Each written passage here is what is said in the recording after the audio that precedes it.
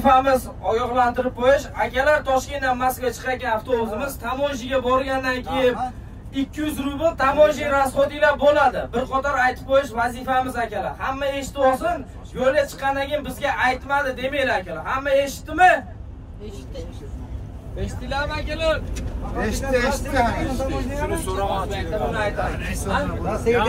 Rossiyaga Qozog'istondan Rossiyaga kirib kelayotganinglarda, Qozog'istondan Rossiyaga o'tganinglarga mana Sagarchin granitsiya kelayotganinglarda voditelь o'zi 200 rubl yig'adi, tamoji rasxodi.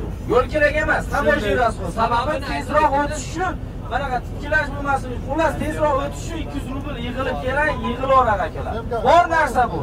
Sumka hamma yo'q uchun. Akalar keyin mana biz bilan gaplashgan akalarimiz mana biz bilan bog'lanib kelganlar, sizlarga va'da bergan avtobus davlat avtobusi deganmiz, qo'yliqdan minasizlar deganmiz, mana va'damizda turdik. To'g'rimi akalar? Yo'lga chiqib olib, qolib ketdi demanglar. Avvalo Allohdan texnikamiz parod qilmay, avtobusimiz buzilib qolmasa, manzilimiz 2,5 sutkalik yo'l.